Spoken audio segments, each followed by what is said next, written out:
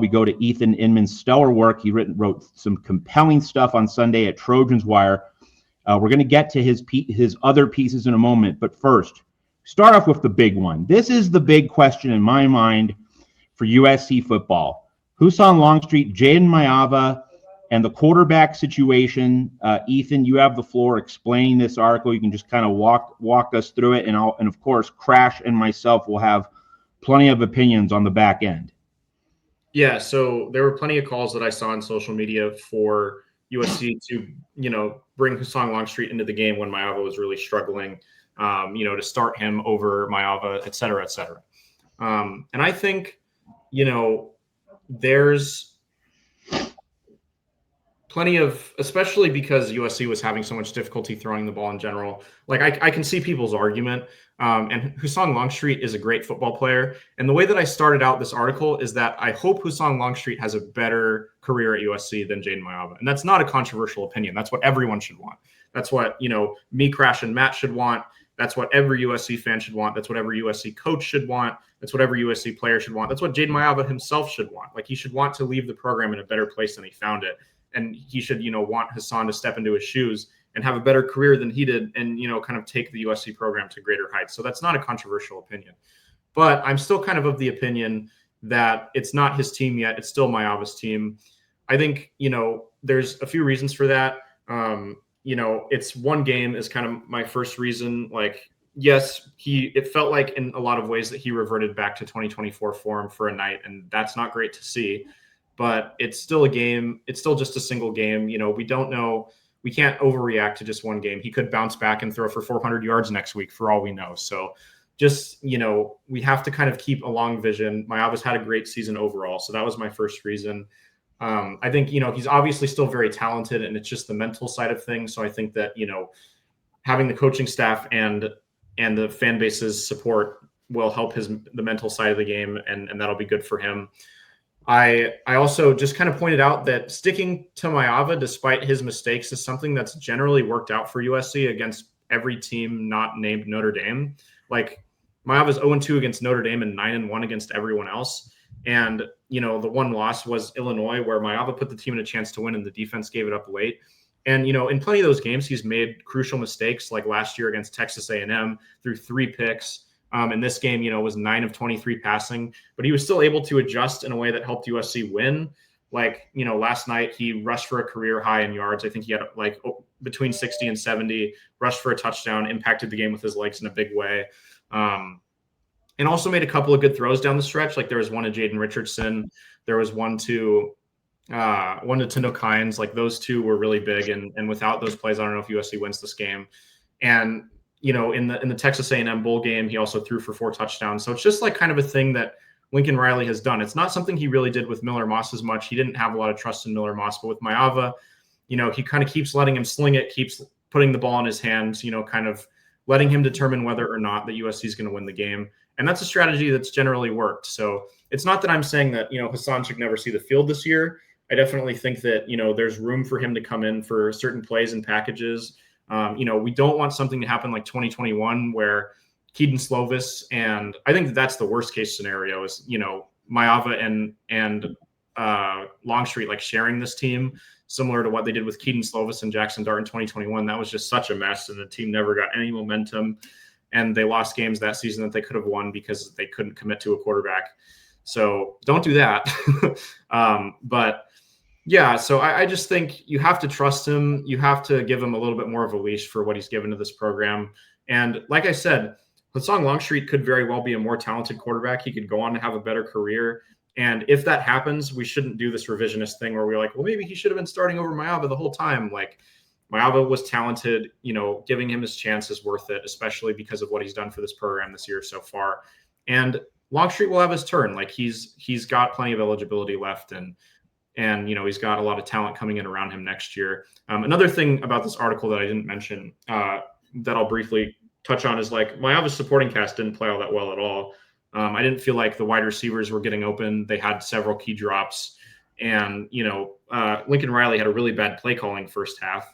So it's not like his team was helping him out a lot. He was put in a bad position most of the time. So I think that it's, using him as like the sole scapegoat. I do think he was the most disappointing player. Like I said that on social media, I said it in here, but I think we need to keep it in the scope of what it was, which was the most disappointing player in one game, and kind of trust him to move forward and make adjustments. So that's kind of a long-winded explanation there of the article, but I'm sure you guys have plenty of opinions.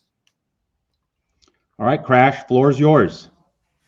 So great article, Ethan, as always. Like, loving reading all your work at Trojans Wire. Helps me honestly prep for coming on here as I'm, also as I'm watching the game, just hearing your thoughts. Love to just hear what you're, what you're thinking, what your thoughts are. So great job as always, dude. Thank you, sir. Of course. So my thoughts are with that. I absolutely agree with what you're saying, that USC should not turn to Hassan Longstreet.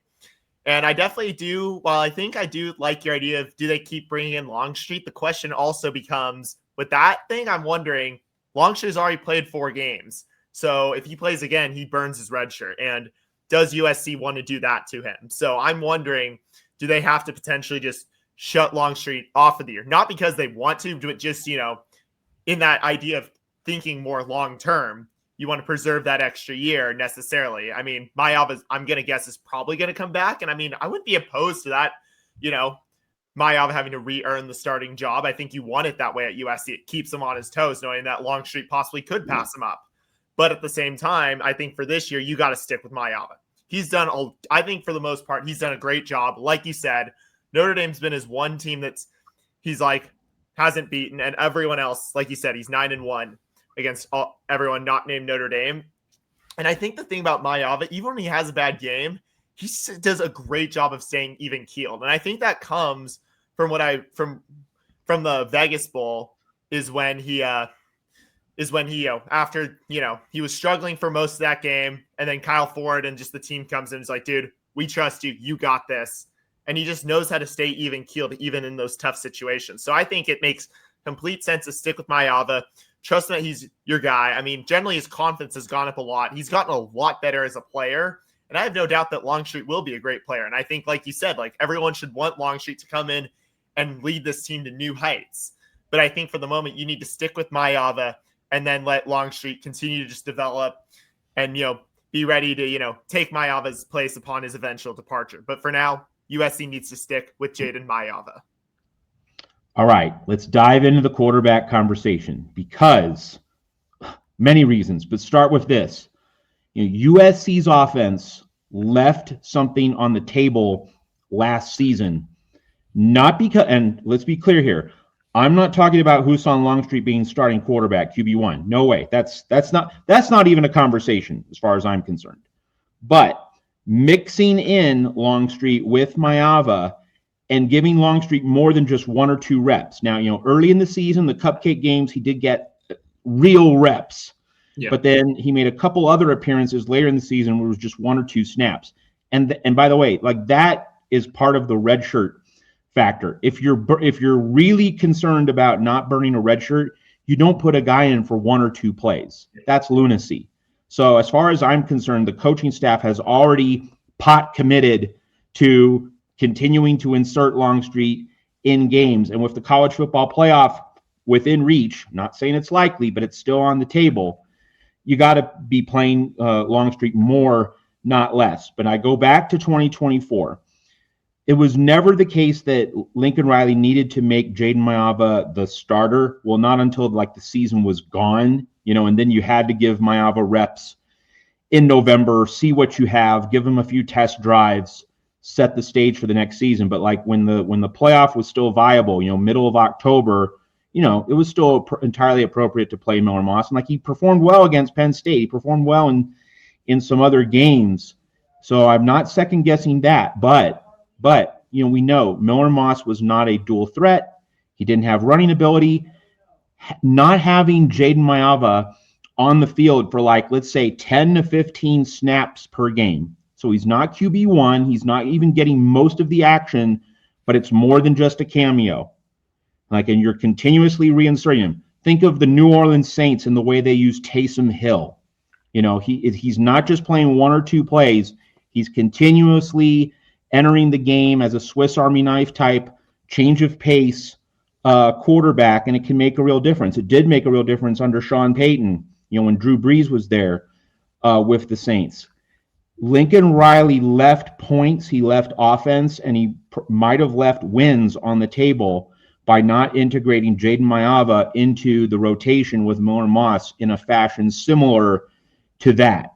And I think given that Maiava did regress against Nebraska. Now, I'm not saying Maiava's regression is permanent or is going to be permanent, not going down that road, but he regressed against Nebraska. We can all agree on that. And so, like, the World Series just ended. What do you do when your starting pitcher is losing steam? You go to Yoshinobu Yamamoto. you go to your hammer, whether it's a bullpen arm, which was really last year's Dodgers, or this year you go to Yamamoto, Glasnow, Snell, one of your other starters. If your big dog, your ace, is on it, we're not having a conversation. But if he loses steam, like Ohtani, right, you need to go to that pen earlier rather than later. Okay, we can all appreciate the comparison there. So to me, it's time for Husson Longstreet to get those 10 to 15 snaps. And one other very specific point to drill down on, and I want to get your guys' opinion on this. How do you mix it up these next 2 weeks before the Oregon game? Because we all know the Oregon game could be the ultimate showdown for the playoff going up to Autzen Stadium in Eugene. I mean, Ethan, I wouldn't necessarily say Northwestern's a gimme, but it's a likely. and Iowa should be more contentious. That's a game you can't really just say, oh, we're going to win, but it's at home. So I would still favor USC's chances. Yeah. That really, to me, is the question. How much should Husson Longstreet play against Northwestern and Iowa? One other nuance to add before I send it to Ethan and Crash. If he's playing 10 to 15 plays, what does that mean? It means he's going to throw the ball, because you cannot put him in the game with the defense knowing it's going to be a running play. You have to put something on film. Doesn't have to be a lot, but it has to be something, right? And you need to have Longstreet firing some live bullets. You need to get him into a real game flow so that he's not just reading a defense, but he's throwing passes against a live in-game defense. And it doesn't have to be exotic. You don't have to just run these gadget plays for him. No, just run some basic plays. So Ethan first, Crash second. What do you think the mixture of Husson Longstreet should be for Northwestern and or Iowa? Yeah, so I think you should play him, and I don't think saving his red shirt at this point really makes any sense. I think that, he's a real competitive guy. That's all we've heard about Husson Longstreet ever since he joined the program, is that he is the hardest worker on the team. He, wants to play. He stands around on the sideline every game with his helmet on, like he's ready to go in every single play. So I am 100% in on letting the kid play and not, worrying about keeping his red shirt, because if we get 3 years of Husson Longstreet, that'd be awesome. If we get 4 years, that'd be fantastic. We don't need to be keeping him under wraps because we think we're going to get 5 years out of him. I don't think that that's realistic. I think if we do that, he's going to transfer out anyway, because he's going to go somewhere where he can play, because, ultimately I think his goal is to get to the NFL and to play there. So I don't really think keeping him in bubble wrap for the rest of the year makes any sense to me. As for the play mixture, I think you hit it dead on, Matt. That's what I was going to say, is that he needs to throw the ball. You can't just put him in. The issue with the one play he played against Notre Dame is everyone in the entire stadium knew that he was going to run, and it still almost worked. The snap was too high from John Ray Reed, but you would have had an even bigger advantage if they'd even thought for a half second in their mind that maybe he was going to throw the football. Which, you haven't really seen at all this season in any of those situations. There's been a couple of times, and I think the most recent time that I can remember this happening, there was a timeout or a penalty called, so the play didn't happen. There's a couple of times where they brought Longstreet in and split Maiava out wide, and they've done it on Wildcat plays too, but every time they do it with a Wildcat play, it never makes any sense. I don't think that they've really done it since Waymo got hurt, but there was times when Waymo lined up in the Wildcat and then Maiava split out wide. Maybe, do that with him and Longstreet, maybe, have them both in the backfield. handing it off to each other, pitching it to each other. I don't know. And then, you have kind of the RPO created out of the pitch, which could be interesting. But yeah, I mean, he has to throw the football if he's in for that much. And I think, again, like going back to my point about 2021, the main thing is not like, like if Maiava's struggling like he is last night, like giving Hassan Longstreet an entire drive feels potentially destructive. Like that's where I would be like, okay, like that seems like a little bit too much. Like if you want to put him in for 2 or 3 plays at a time, great.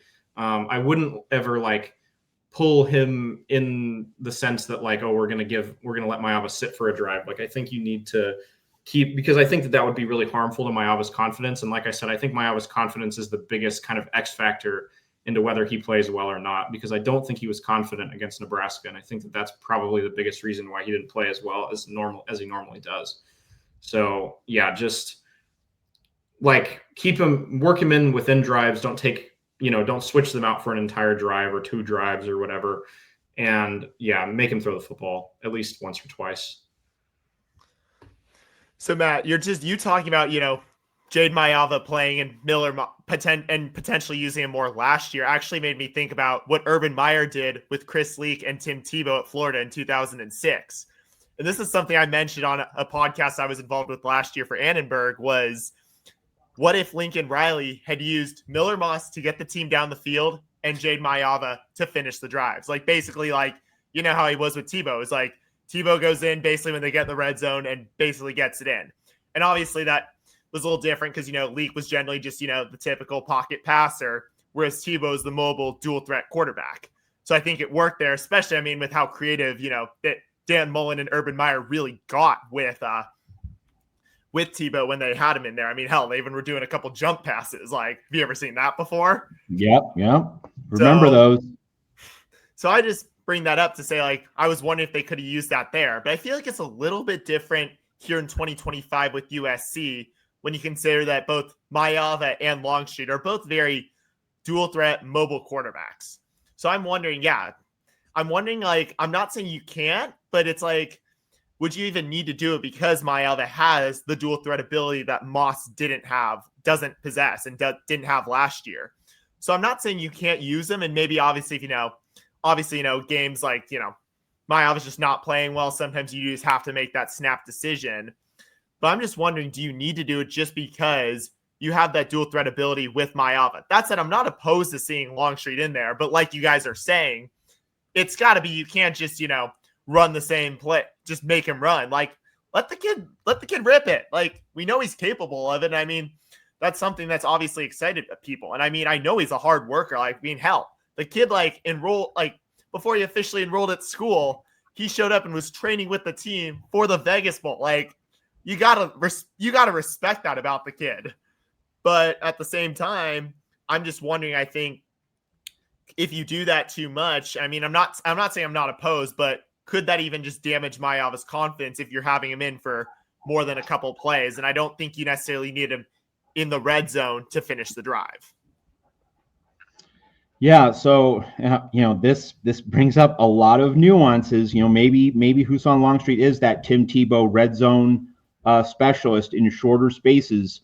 And Crash, you make up a good point. It's not exactly the same as Maiava Moss, because Moss was the drop back quarterback in the Chris Leak mold, and this is different. But it leads into another vein of thought, and that is, we finally did see Jayden Maiava run the ball. Now, it wasn't necessarily on planned runs. Some of this was improvised scrambling, but nevertheless, Maiava did become a little bit emboldened in that regard.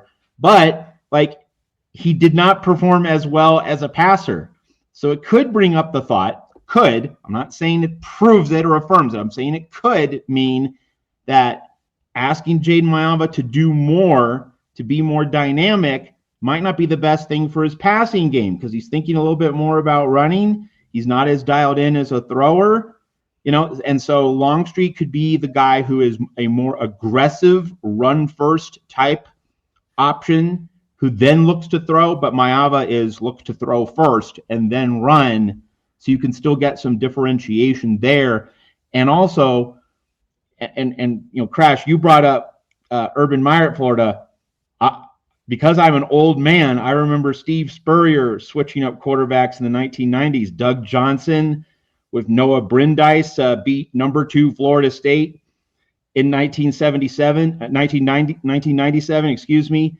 And he would put in Eric Kresser to throw a fade pass to Ike Hilliard or Riddell Anthony for 1 or 2 plays in the mid 90s, relieving Danny Warfel for just a play. And part of, seeing those quarterback rotations where one guy comes in for 1 or 2 plays, it's just you're giving the other quarterback a bit of a mental health break.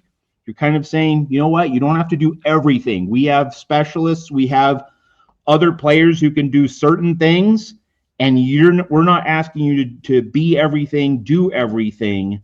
That could be, the part of the rationale for integrating Husan Longstreet into this offense in a meaningful way. You're sending the message to Jayden Maiava, not that we lack confidence in you, but you know what? Your performance is lagging.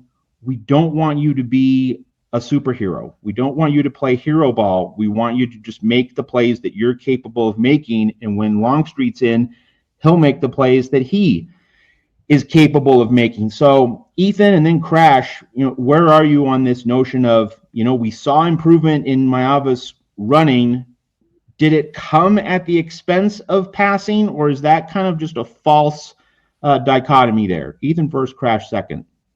So first of all, I'm still thinking about the idea of Husan Longstreet throwing a jump pass. I think if I ever saw that, I would cry literal tears of joy. I love Tim Tebow is maybe my favorite college football player of all time that didn't go to USC. So that would bring back some incredible memories for me. Anyway, back to this whole, does Maiava's running maybe affect his throwing? I don't really buy it. I think that he was throwing bad before he was ever running the football in this game. Like, the whole issue with the first half was that he wasn't running the ball and he wasn't throwing the ball. And then in the second half, he kind of started running and honestly was also throwing better. Like, it's not that he, suddenly became incredibly effective throwing the football, but he did make some big throws like I talked about. It felt like kind of after that interception was when we saw, I don't know if it was a Lincoln Riley adjustment, a Jayden Maiava adjustment, probably a bit of both, because there were a couple of design runs, but there was a little bit of improvisation as well, where, he was running the ball more. And then, like I said, those big throws also came afterwards. So I think that if he's off, he seems like if he's off, he's off. And if he's on, he's on. And I think he's capable of being like a threat in both aspects and it not being too much for him mentally. I just think that, there's the mental confidence side of his game. That's I don't think he gets overwhelmed. He doesn't seem, he's running a very complicated offense. I mean, we saw USC run that play on the 2-point conversion where he's pretending to move the receivers around. And then he kind of secretly gets them to snap the ball at King Miller, who runs it in. Like, that's just an example of the thousands and thousands of plays that Maiava has to have in his mind, in this Lincoln Riley offense. Like, it's a very complicated offense with a lot of nuance. There's a lot going on. He hasn't really had any troubles with field vision this year too much. Like, he's thrown a couple of bad interceptions, but it's night and day compared to last year. So I think he is mentally capable of handling both. I just think, the struggles more on the mental side of things that I'm worried about is tough environments, kind of things snowballing. Like, he makes one bad play and then he makes another bad play and another bad play. And then that kind of goes on too long. And then, just generally, kind of how he can, because I think one of the issues against Notre Dame was, the line wasn't holding up quite as well as they had in the past. And so he was really struggling with having a little bit more pressure on him from the defensive line. And then in this game, it was that the Nebraska secondary was really good, because lots of credit to the Nebraska secondary. Like, they played a big part in holding Maiava to the performance that he had. And none of the USC receivers were super effective. So I think that probably got in his head a little bit too. Like, he, wasn't the thing about those first couple of games where the offense was so, opened up so much was because his receivers were super wide open. And so, that could also be part of the equation as well. But I don't think the running is the thing that, made him struggle, because like I said, I feel like that came later in the game anyway. I agree with Ethan that I don't think if it's, they got to make him kind of commit to it, or the coaching staff at USC needs to kind of have to commit to Maiava just being more of a thrower, being a runner. I think it's kind of just a combination of things, just kind of a tough game for everyone. Like Ethan was saying, receivers were struggling to get open.